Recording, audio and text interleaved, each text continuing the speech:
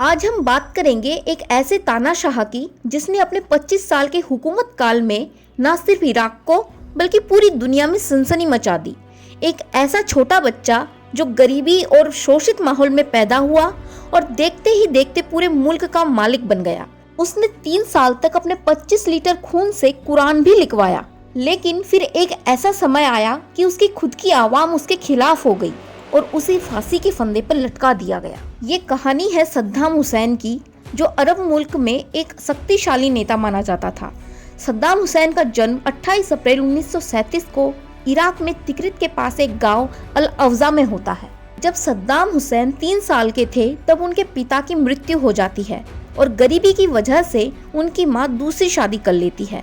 लेकिन सद्दाम के सौतेले पिता उन पर बहुत जुल्म करते हैं और वे परेशान होकर घर छोड़कर अपने मामा के पास चले जाते हैं। सद्दाम के मामा तिक्रित में रहते थे और आर्मी में एक अफसर थे। उन्होंने सद्दाम की अच्छी परवरिश करी और सद्दाम अपने उम्र के बच्चों से ज्यादा समझदार भी निकले। सद्दाम को अरब के इतिहास को जानने और पढ़ने का बहुत शौक था, यहाँ तक कि अपनी पॉकेट मनी के पैसों से भी वे अरब इतिहास की किताबें खरीदते और पढ़ते थे। सद्दाम हुसैन में हमेशा से ही एक क्रांतिकारी विचारधारा थी। उन्होंने उस समय की इराक शासन के विरुद्ध हुए आंदोलन में भाग लिया था और जेल भी काटी थी। 1957 में जब सद्दाम हुसैन 20 साल के होते हैं तब वे बाथ पार्टी को ज्वाइन कर लेते हैं। बैथ पार्टी की अगर बात करें तो बैथ पार्टी 1943 में दमस्क सीरिया में गठित की जाती है और इसके संस्थापक थे माइकल अफलाक और सलाहुद्दीन अल बितर। उनका मकसद बैथ पार्टी को एक पैन अरब पॉलिटिकल पार्टी बनाना था ताकि पूरा अरब मुल्क एक ही झंडे के तले आ जाए। बैथ पार्टी एंटी वेस्टर्न विचारधारा रखती थी और वे चाहते थे कि पूरे अरब मुल्कों में इस्लामिक विचारधारा फले फूले। बैथ पार्टी की ये एंटी वेस्टर्न और प्रो इस्लामिक विचारधारा सद्दाम हुसैन के साथ मेल खा गई। पार्टी में रहते हुए 2 साल के अंदर ही सद्दाम पार्टी के मुख्य नेताओं के नजर में आ गए। पार्टी ने तय किया कि इराक के उस समय के प्राइम मिनिस्टर अब्दुल अल करीम कासिम का कत्ल कराया जाए और इसके लिए सद्दाम को एक रिवॉल्वर और मशीन गन के साथ 6 महीने की ट्रेनिंग भी दी गई। अब बात आती है कि अब्दुल करीम खुद कौन था। तो अब्दुल करीम एक मिलिट्री लीडर थे जिन्होंने 1958 में तख्ता पलट करके राजशाही का अंत किया था और लोकतांत्रिक विचारधारा की नींव रखी थी। लेकिन बाथ पार्टी इस विचारधारा के विरुद्ध थी, इसीलिए उन्होंने सद्दाम हुसैन को तैयार किया था ताकि वे अब्दुल कासिम की हत्या कर सकें। अब अगर बात करें कि आखिर बाथ पार्टी को अब्दुल करीम से क्या परेशानी थी, तो अब्दुल करीम की लोकतांत्रिक विचारधारा बाथ पार्टी के पैन अरब विचारधारा के रास्ते में रोड़ा हो रही थी। साथ ही वे मिस्र और सीरिया के साथ अरब लीग में भी शामिल नहीं होना चाहते थे, जिससे बाथ पार्टी सख्त नाराज थी। इसके साथ ही अब्दुल करीम ने बाथ पार्टी के क्रांतिकारी इराक में जहां जहां शामिल थे उनको गिरफ्तार और हत्या करवाना शुरू करवा दिया था। बाथ पार्टी ये समझ चुकी थी कि अब्दुल करीम उनके पैन अरब के विजन के रास्ते में रोड़ा है, तो उन्होंने उसे रास्ते से हटाना तय कर लिया। 7 अक्टूबर 1959 को सद्दाम हुसैन ने अब्दुल करीम की एक रैली पर हमला किया, पर अब्दुल करीम बच गए पर उनका ड्राइवर मारा गया। इस मुठभेड़ में सद्दाम भी घायल हो जाते हैं और वो खुद को बचाने के लिए मुल्क छोड़कर सीरिया भाग जाते हैं। वहाँ कुछ समय रहने के बाद वे तय करते हैं कि वे लॉ की डिग्री लेंगे, जिसके लिए वे मिस्र चले जाते हैं। इस जानलेवा हमले के करीब 9 साल बाद बाथ पार्टी इराक की सत्ता अपने हाथों में लेने में कामयाब हो जाती है और अहमद हसन अल बकर बनते हैं इराक के नए भाग्य विधाता। ये खबर सुनकर सद्दाम अपनी पढ़ाई को बीच में ही छोड़कर इराक लौट जाते हैं, जहां बाथ पार्टी उनसे प्रभावित होकर उन्हें पार्टी में एक सीनियर पोजीशन दे देती है, जिससे सद्दाम उस बेलगाम घोड़े की तरह हो गया जो हर उस इंसान को कुचल दे रहा था जो भी बाथ पार्टी के विरुद्ध आवाज उठाता। देखते ही देखते पूरे अरब मुल्कों में सद्दाम की दहशत फैल गई। सद्दाम ने इराक का मालिक बनने का सपना देखना शुरू कर दिया था और आखिरकार 16 जुलाई 1979 को वो दिन आ गया जब उसने अहमद हसन अल बकर से जबरदस्ती इस्तीफा लेकर अपनी ही पार्टी में तख्ता पलट कर सत्ता हासिल कर ली। और यहीं से शुरू होता है सद्दाम हुसैन के 25 साल के तानाशाही दौर का। सद्दाम हुसैन के शासन के शुरुआती 10 साल इराक के लिए बेहतरीन साबित हुए। इस समय में उसने इराक के विकास के लिए काम किया।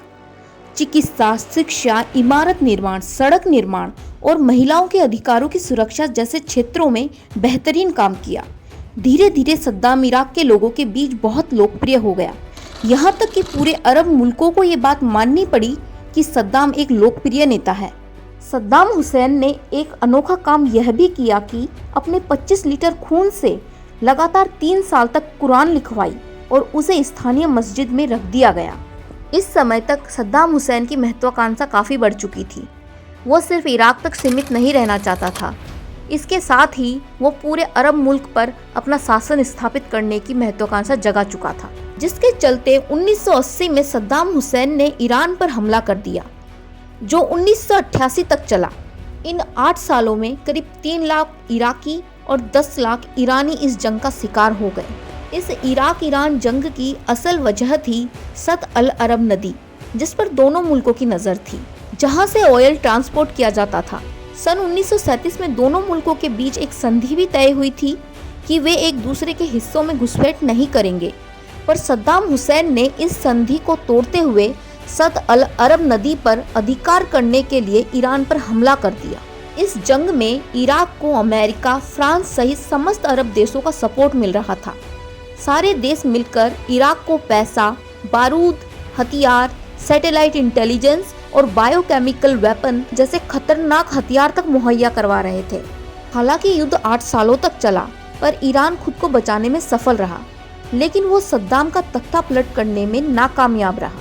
इस जंग से पूरी दुनिया को ये संदेश पहुंचा कि सद्दाम हुसैन एक खतरनाक तानाशाह है। इस जंग से इराक को भी नुकसान पहुंचा था, पर अभी 2 साल भी नहीं हुए थे और सद्दाम अपने एक मित्र देश कुवैत पर हमलावर हो जाता है, जिसकी वजह से जो देश पहले सद्दाम के सपोर्ट में थे, अब सद्दाम के विरुद्ध खड़े हो गए। 2 अगस्त 1990 को सद्दाम हुसैन कुवैत पर अटैक कर देते हैं और यहीं से शुरुआत होती है पहली गल्फ वॉर की। कुवैत इराक की तुलना में एक छोटा सा मुल्क है। सद्दाम हुसैन की असली नज़र थी कुवैत के तेल भंडारों पर, जिसने कुवैत को एक अमीर मुल्क बना दिया था, और सद्दाम का दावा था कि कुवैत पहले इराक का हिस्सा था तो उसे इराक में ही शामिल हो जाना चाहिए। इस युद्ध से दुनिया भर में तेल की मारामारी फैल गई और आखिरकार अमेरिका ने कुवैत को डेजर्ट स्टॉर्म ऑपरेशन के तहत आज़ाद करवाया। इस जंग के बाद अमेरिका ने इराक पर भारी सैंक्शंस लगाए। अमेरिका अपनी महानता की वजह से इस जंग में शामिल नहीं हुआ था, बल्कि उसकी असली चिंता ये थी कि अमेरिका द्वारा भारी स्तर पर मुहैया करवाए गए हथियारों का उपयोग सद्दाम कहीं अमेरिका के मित्र देशों जैसे इजराइल आदि पर ही ना कर दे। अमेरिका के इतने कड़े रुख से सद्दाम बुरी तरीके से चिढ़ गया और उसके अंदर का एंटी वेस्टर्न विचारधारा खुलकर सामने आ गई। उसके व्यवहार में प्रो इस्लामिक विचारधारा खुलकर दिखने लगी। अमेरिका सद्दाम हुसैन को अपने लिए खतरे की तरह देखने लगा और उसका खात्मा करना तय कर लिया।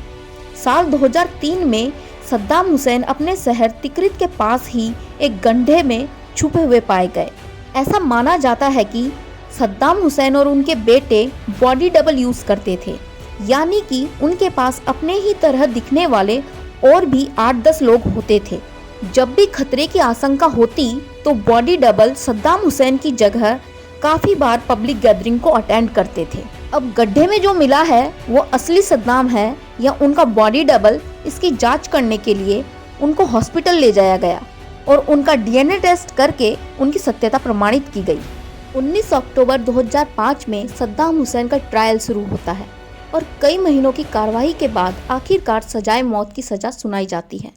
उनके ऊपर अपनी ही जनता के खिलाफ केमिकल वेपन यूज़ करने और ख़ास तौर पर 1991 में इराक की कुर्द जनजाति के कत्लेआम करने का केस बनाया जाता है। सद्दाम अपनी मौत की सज़ा के खिलाफ अपील करते हैं, लेकिन उसे रिजेक्ट कर दिया जाता है और 30 दिसंबर 2006 को जब पूरी दुनिया में मुसलमान कौम ईद अल अज़हा मना रही थी, उसी सुबह 6 बजे सद्दाम हुसैन को फांसी पर लटका दिया जाता है और इसी तरह सद्दाम हुसैन की 69 साल की जिंदगी का अंत हो जाता है। कहा जाता है कि सद्दाम हुसैन ने रिक्वेस्ट की थी कि मुझे कोट पहनाया जाए ताकि दिसंबर की सर्दी की वजह से अगर मेरा शरीर कांपे तो दुनिया को ये नहीं लगे कि सद्दाम मौत से डरकर कांप रहा है। हालांकि सद्दाम हुसैन के खात्मे से तब इराकी जनता ने जश्न मनाया था, पर ठीक कई सालों बाद जब अमेरिका ने वहां कोई खास विकास और सरकार की व्यवस्था नहीं की और ISIS जैसी आतंकवादी संगठन वहां पनपी, तो इराक की जनता की कुछ ऐसी बातें भी सामने आई जिसमें उनका मानना है कि सद्दाम का दौर ही ठीक था। अब हम किस दौर में आ गए हैं? आपका सद्दाम हुसैन के दौर के बारे में क्या मानना है, जरूर कमेंट करके बताएं। और अगर ये वीडियो आपको पसंद आई हो तो प्लीज़ चैनल को लाइक करें, शेयर करें और सब्सक्राइब करें। Thanks for watching.